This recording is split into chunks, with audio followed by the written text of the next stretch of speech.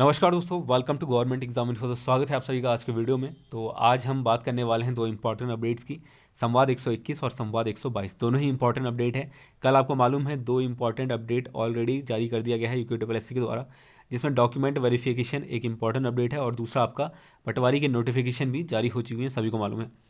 तो ये दो इंपॉर्टेंट अपडेट को लेकर दो संवाद भी जारी किए गए थे बाद में, जो कि संवाद 121 और 122 के माध्यम से बताया गया है। और 121 संवाद जो है वो डॉक्यूमेंट वेरिफिकेशन के लिए एक इंपॉर्टेंट संवाद है, उसको आपको देखना है इसमें क्या बातें कही गई हैं। और 122 जो है आपका नोटिफिकेशन के रिगार्डिंग बताया गया है, जो पटवारी नोटिफिकेशन है उसके संबंध में बताया गया है। और इसमें जो जो इंपॉर्टेंट बातें वो हम डिस्कस करेंगे आज के वीडियो में।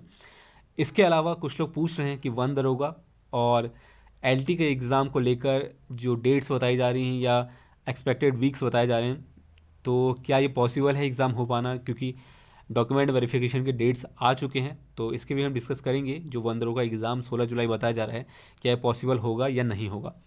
तो हालांकि ये आयोग की तरफ से बताया गया है 16 जुलाई, ऐसी कोई हवा में बात नहीं की जा रही है, तो इसलिए हम इस पर बात करेंगे। और एलटी वालों को मैं अभी बता देता हूँ, एलटी के लोग ऐसे कैंडिडेट जिनको ये नहीं पता है कि इसका एक्सपेक्टेड मंथ क्या बताया गया था, तो अगस्त में बताया गया है इसका, जुलाई अगस्त बताया गया था। लेकिन दोबारा जब पूछा गया तो उन्होंने डेट्स बताई है, डेट्स नहीं बताई है, उन्होंने वीक बताया है, फर्स्ट वीक ऑफ अगस्त। यानी कि आप मान के चल सकते हैं 7 तारीख से 14 तारीख के बीच कोई भी डेट आपकी फिक्स हो सकती है।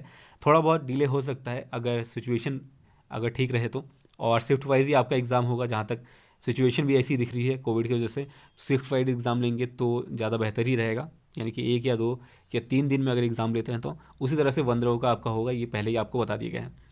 तो सबसे पहले हम बात करते हैं संवाद 121 की। और इसमें ये काफ़ी इंपॉर्टेंट है, इसको एक बार देख लीजिए। जो डॉक्यूमेंट वेरिफिकेशन वाले हैं, तो इसका जो सब्जेक्ट है इसमें बताया गया है कि जो श्रेष्ठता सूची है उसके अनुसार जो सेलेक्टेड कैंडिडेट्स है उनके अभिलेख सत्यापन को पुनः निर्धारित कार्यक्रम के अनुसार जो डॉक्यूमेंट वेरिफिकेशन है उसके संबंध में यह है। पहले इसको स्थगित किया गया था, आपको मालूम होगा, फिर इसको नए डेट्स बता दिए गए हैं।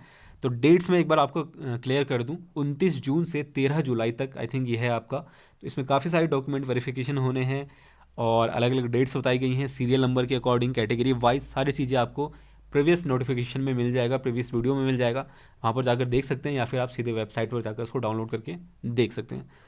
तो ये चीज़ है। अब इसमें कौन कौन सी पोस्टें हैं एक बार मैं फटाफट बता दूं। तो कनिष्ठ अभियंता सिविल वाले, जिनका पोस्ट कोड है 131, 532, 214, 24, इन सभी का डॉक्यूमेंट वेरिफिकेशन होना है। इसके अलावा सहायक कृषि अधिकारी ग्रुप 3 वर्ग 3 वालों का होना है। पशुधन प्रसार अधिकारी जिसका रिजल्ट आ गया था, और जो डॉक्यूमेंट वेरिफिकेशन है वो 85% सीधी भर्ती और 10% विभागीय कर्मी हेतु।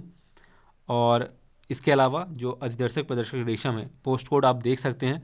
तो जिस पोस्ट कोड का आपका जिसके लिए आपका सिलेक्शन हुआ है और उसी के अकॉर्डिंग आपको देखना है। और जो नोटिफिकेशन है पिछला वाला वो पढ़ लीजिएगा एक बार अच्छे से, ताकि आपको आइडिया लगे कि उसमें क्या क्या करना है।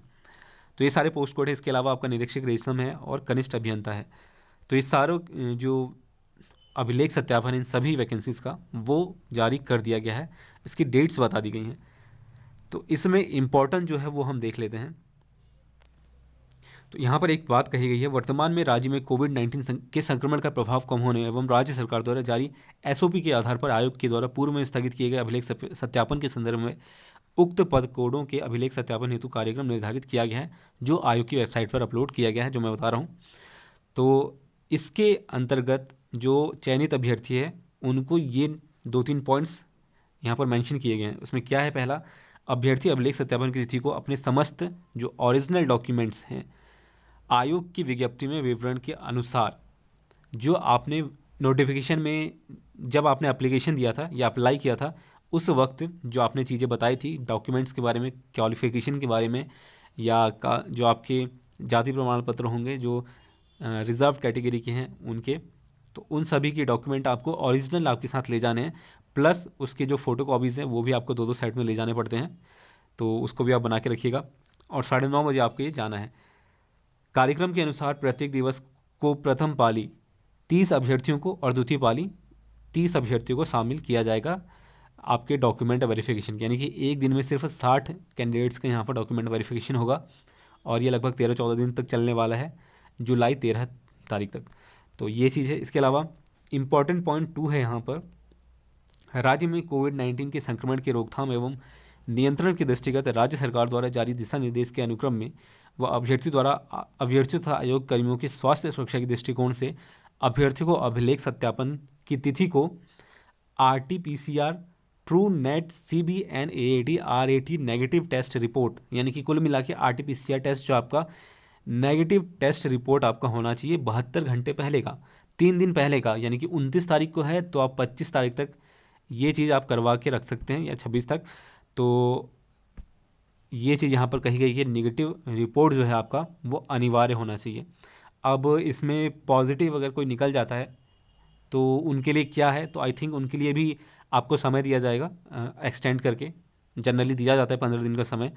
तो अभ्यर्थी के द्वारा उक्त रिपोर्ट को आयोग कार्यालय के मुख्य गेट पर दिखाए जाने के उपरांत ही जो डॉक्यूमेंट वेरिफिकेशन उसमें सम्मिलित किया जाएगा।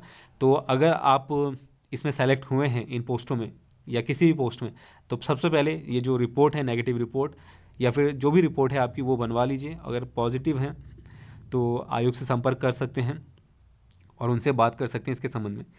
और यहाँ पर बताया भी क्या है, यदि जांच में कोई अभ्यर्थी पॉजिटिव पाए जाते हैं तो अभिलेख सत्यापन के लिए आयोग कार्यालय में न आए तथा कोविड गाइडलाइन के अनुसार तत्काल आइसोलेट हों व चिकित्सा प्राप्त करें, जो कि सही बात है। और आपके लिए नई डेट्स भी बता दी जाएंगी, ऐसी बात नहीं है, जो पॉजिटिव होंगे भी तो ये चीज़ है। इसके अलावा जो कोविड-19 का नियम है वो आपको मानना है और मास्क वगैरह पहन के जाना है। तो ये इंपॉर्टेंट इसमें ये है कि आपको जो RT-PCR टेस्ट है वो करवाना है और अपना देख लेना है कि नेगेटिव है या पॉजिटिव। दूसरा अपडेट हम देखते हैं उसमें क्या कहा गया। अच्छा, इसमें एक और चीज़ है, देखिए ये 13 तारीख तक चूँकि आपके एग्ज़ाम कंप्लीट, ये डॉक्यूमेंट वेरिफिकेशन कंप्लीट हो जाएगा, तो 16 तारीख को पूरी संभावना है कि आपके फॉरेस्ट इंस्पेक्टर के जो एग्ज़ाम है वो भी ले लिए जाएँ। तो ऐसी कोई संभावना दिख नहीं रही है कि वो कैंसिल किया जाए या पोस्टपोन किया जाए। तो इस वजह से ये मान के चलिए कि फॉरेस्ट इंस्पेक्टर वाले जो हैं कैंडिडेट वो प्रिपेयर करते रहिए, इंपॉर्टेंट है, क्योंकि 16 जुलाई को ही मुझे लगता है ये एग्ज़ाम आपका हो जाएगा। तो चलिए दूसरी अपडेट एक बार देख लेते हैं। देखिए संवाद 122 बेसिकली आपके विज्ञापन के संबंध में ही है। बस इसमें ये बताया गया है कि आपको जो नए कैंडिडेट हैं जो पहली बार इसके लिए अप्लाई कर रहे हैं या इससे पहले कि जिन्होंने कोई भी ग्रुप सी एग्ज़ाम UPSSC के एग्ज़ाम के लिए अप्लाई नहीं किया है, तो इनके लिए इंपॉर्टेंट है। तो एक बार देख लीजिए इसमें क्या कहा गया है। सबसे पहले तो ये सारी चीज़ आपको मालूम है कि जो वैकेंसीज है वो 513 पदों पर है और 22 तारीख से आपका स्टार्ट हो जाएगा, 22 जून से, और ये 5 अगस्त तक आपका रहने वाला है, चलने वाला है। इसके अलावा जिनको नहीं पता है उनके लिए बता दूं, OTR यहाँ पर कंपलसरी है आपके लिए। तो OTR जब प्रोफाइल आप भरते हैं तो वहाँ पर आपको ऑप्शन मिल जाएगा UPSSC की वेबसाइट पर। तो OTR भरते वक्त जो भी आप उसमें डेटा डालते हैं, एक बार तो ये देख लें कि जो इंपॉर्टेंट डेटाज़ हैं, जैसे कि आपका नेम और जो भी नेम है, पेरेंट नेम है, डेट ऑफ बर्थ, इंपॉर्टेंट चीज़ है, डेट ऑफ बर्थ को अच्छे से डालें, कोई भी गड़बड़ी ना करें। जो हाई स्कूल में है या जो सर्टिफिकेट वगैरह में डेट ऑफ बर्थ है वही डालें। कई बार इसमें गलतियाँ हो जाती है, बाद में इसको आपको ठीक करना पड़ता है। तो बेसिकली इसमें यही बताया गया है कि अगर आपको कोई प्रॉब्लम है OTR भरते वक्त तो सीधे आप संपर्क कर सकते हैं इस पर। एक तो टोल फ्री नंबर है, दूसरा व्हाट्सएप है और ईमेल भी है। तो व्हाट्सएप आप कर सकते हैं, आसानी से आपको शायद रिप्लाई मिल जाए, वैसे पता नहीं, पर टोल फ्री और व्हाट्सएप ये 2 तरीके हैं जिससे आपको जल्दी रिप्लाई मिल सकता है। तो इसमें फाइनल सबमिट करने से पहले आपको सारी चीज़ें अच्छे से देखना है। कई कैंडिडेट ऐसे हैं जो अभी भी कई सारे एरर की वजह से उनका जो फॉर्म है वो रिजेक्ट हो जाता है और कई बार ऐसा हुआ भी है। तो इस वजह से ये एक इम्पॉर्टेंट चीज़ है कि पहले तो आपके पास काफ़ी समय है, 1 महीने से ज़्यादा का समय है, तो इसको आराम से देख के पढ़ें, सारी चीज़ें नोटिफिकेशन में क्या बताई गई हैं क्या नहीं, तो ये चीज़ है। तो ये 2 इम्पॉर्टेंट अपडेट्स थी। तो बस आज के लिए इतना ही। उम्मीद करता हूँ आपको वीडियो अच्छी लगी हो। वीडियो अच्छी लगी तो लाइक कर दें, शेयर करें और सब्सक्राइब करें। तो बस आज के लिए इतना ही, तब तक के लिए धन्यवाद। Stay home, stay safe.